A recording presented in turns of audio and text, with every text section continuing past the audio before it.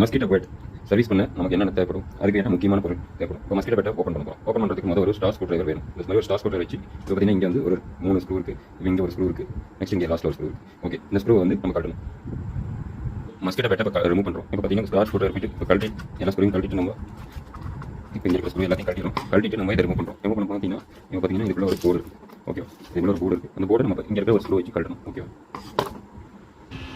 இப்போ வந்து கழட்டின mosquito battle ஒரே போர்டு பார்க்குறோம். போர்டு பார்த்தீங்கன்னா என்னென்ன விஷயம் இருக்குது அப்படின்னு பார்த்தீங்கன்னா, இது வந்து பார்த்தீங்கன்னா இங்கே வந்து ஹை வோல்டேஜ் சப்ளை இது வழியாக பாஸ் பண்ணுறோம். பாஸ் பண்ண சப்ளை வந்து இந்த கெப்பாசிட்டர் வழியாக இப்போ நம்ம பார்க்குற இந்த கெப்பாசிட்டர் மூலியமாக நம்ம வோல்டேஜ் வந்து பார்த்தீங்கன்னா ரியாக்டன்ஸ் ப்ராசஸ் மூலியமாக வோல்டேஜ் வந்து கம்மி பண்ணி நம்ம இது கொடுக்கும். இப்போ நார்மலாக வந்து பார்த்தீங்கன்னா நம்ம சில விஷயங்கள் வந்து ரெசிஸ்டர் யூஸ் பண்ணி பண்ணுவோம். ரெசிஸ்டர் யூஸ் பண்ணி பண்ணும்போது பார்த்தீங்கன்னா ஹீட் அதிகமாகும், அதனால டேமேஜ் ஆகிறது அதிகமாக வாய்ப்பு இருக்குது. அதனால இந்த கெப்பாசிட்டர் யூஸ் பண்ணி நம்ம ரியாக்டன்ஸ் மூலியமாக பண்ணும்போது வந்து பார்த்தீங்கன்னா ஹீட் ஆகாமல் நம்ம இது பண்ண முடியுது. ஓகே, இது பண்ணிட்டு இதுக்கப்புறம் பார்த்தீங்கன்னா நம்ம சார்ஜிங் வந்து அவைதாடின்னு பார்க்கறதுக்காக இண்டிகேஷனுக்காக இந்த எலிட் நம்ம கொடுத்துருக்கோம். சரிங்களா, இந்த எலிட் வந்து எரியும் போது நம்ம சார்ஜிங் வந்து சப்ளை உள்ள போய் சார்ஜிங் ப்ராசஸ் ஆகுது அப்படின்றத ஓப்பன் பண்ணுறோம். ஆனால் அது சார்ஜ் ஆகுறதுக்கு 100% கன்ஃபர்மேஷன் இது இல்லை. ஓகே, கன்ஃபர்மேஷன் எப்படின்னா நம்ம பேட்டரி வந்து மாதிரி டிஸ்கனெக்ட் ஆயிருக்கு அப்படின்னு வச்சுங்க. இப்போ பேட்டரி டிஸ்கனெக்ட் ஆயிருந்தா எப்படி தெரியும், நமக்கான லைட் எரியும். ஓகே, இது ஒரு இதுதான் ஆக்சுவலி. அதனால நம்ம வந்து ஒரு வேலை சார்ஜிங் எரிஞ்சாலும் ஒர்க் ஆகல அப்படின்னா ஒரு சில நேரத்தில் வந்து பேட்டரியோடைய கனெக்டர் ஒயர், இப்போ இந்த பேட்டரியோடைய கனெக்டர் ஒயர் இதில் இதை யூஸ் பண்ணுறது 4 வோல்ட் 0.5 AH பேட்டரி யூஸ் பண்ணுறோம். ஓகே, நெக்ஸ்ட் பார்த்தீங்கன்னா இதில் பார்த்தீங்கன்னா இப்போ வந்து ஆன் பண்ணுறதுக்கு ஒரு சுவிட்ச் கொடுத்துருக்காங்க.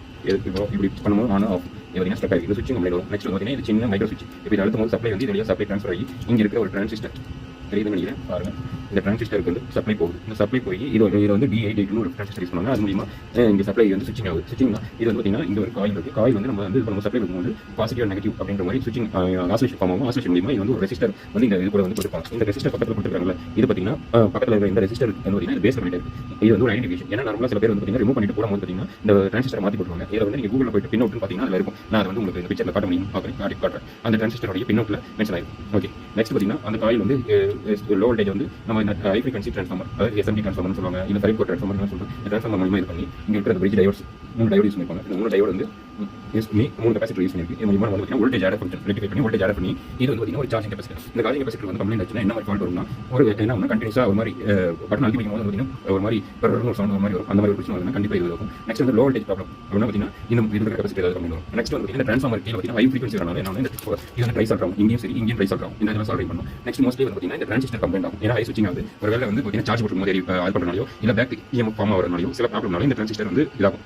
ஓகேங்களா, காயிலிருந்து வர இதுக்கு வந்து பார்த்தீங்கன்னா நம்ம SMKஸ்லாம் பார்த்தீங்கன்னா ஒரு இது கொடுத்துருப்பாங்க. அது மாதிரி இது கொடுத்ததுனால இந்த மாதிரி டையோடு கொடுத்து டிஸ்சார்ஜிங் வந்து கரெக்டாக கொடுத்துருப்பாங்க. அதாவது சில டெக்னிக்கல் டேர்ம்ஸ் இருக்குது. அதை சொன்னோம்னா நான் வந்து ஸ்டெப் சொல்கிறேன். ஏன்னா வந்து உங்களுக்கு வந்து சடனாக புரிஞ்சுக்கிட்டு ஏதாவது ஒரு டைம் சொல்லுமா அது என்னன்னு கேட்குறீங்க. அதுக்கோசரம் நான் என்ன சொல்கிறேன்னா இது வந்து ஒரு டிஸ்சார்ஜிங் வே வச்சிருப்பாங்க. அந்த பாயிண்ட் வந்து இதில் கொடுக்கல. சரியா, நெக்ஸ்ட் பார்த்தீங்கன்னா இது வந்து சப்ளை பேட்டரிக்காக கொடுக்கக்கூடிய சப்ளை. இதில் வந்து ப்ளஸ் மைனஸ் இப்போ சில வந்து பார்த்தீங்கன்னா ப்ளஸ் மைனஸ் மார்க் பண்ணிப்பாங்க. அந்த PCB சில வந்து மென்ஷன் பண்ணி மாட்டாங்க. இல்லை சில பேர் என்ன பண்ணிப்பாங்க, ஃப்ரண்ட் சைடில் பிரிண்ட் இருக்குல்ல அங்கே பார்த்தீங்கன்னா ப்ளஸ் மைனஸ் மார்க் பண்ணிப்பாங்க. இப்போ வந்து பார்த்தீங்கன்னா இங்கே இருக்குல்ல இது பாருங்க தெரியுதா, இதில் வந்து AC வோல்டேஜ் கொடுத்துருக்காங்க. அந்த சுவிட்ச் பக்கத்தில் வந்து பார்த்தீங்கன்னா ஒரு பாயிண்ட் கொடுத்து அங்கே வந்து மைனஸ் வோல்ட் கொடுத்துருக்காங்க. இந்த சைடு வந்து இந்த டையோடு பக்கத்தில் வந்து ப்ளஸ் வோல்ட் கொடுத்துருக்காங்க. ஓகே, அப்போ வந்து பார்த்தீங்கன்னா உங்களுக்கு வந்து இதெல்லாம் வந்து ஒரு மார்க்கிங்ஸ். அதே மாதிரி சில இதில் வந்து பார்த்தீங்கன்னா மார்க்கிங்ஸும் கொடுக்க மாட்டாங்க. இதெல்லாம் நமக்கு தேவையில்லை. இது ஆக்சுவலி பேசிக்காக எப்படி தான் ஒர்க் ஆகுது அப்படின்றத நம்ம தெரிஞ்சுக்கணும். இதுக்கு தேவையான காம்பனன்ஸ் என்ன வகையான காம்பனன்ட் போகுன்றத சொல்லியிருக்கேன். ஓகே, இதை பற்றி இன்னும் டீட்டெயிலான தகவல் வேணும்னா நம்ம ஏற்கனவே சில வீடியோவில் சர்வீசிங் பற்றி போட்டிருக்கோம். இருந்தாலும் நிதானமாக சில விஷயங்கள் வந்து எதிர்பார்க்குறது நான் பல வீடியோ போடுற மூலியமாக அதில் கமெண்ட்ஸ் இந்த மாதிரி விஷயங்கள் நான் கண்டுபிடிச்ச விஷயத்தை சொல்கிறேன். அதே மாதிரி இப்போ நான் வந்து இதில் போட்டுட்டேன். இப்போ வந்து பார்த்தீங்கன்னா என்ன சொல்லி கேட்பீங்கன்னா இது வந்து இப்போ மொத்தத்தில் வந்து 2 LED நான் வந்து ஃபஸ்ட்டு என்ன சொல்லிட்டேன் இண்டிகேஷன் எலின்னு சொல்லிட்டேன். இது ஆக்சுவலி இண்டிகேஷன் LED. இது வந்து பட்டன் அழுத்தினா ஒர்க் ஆகிற LED.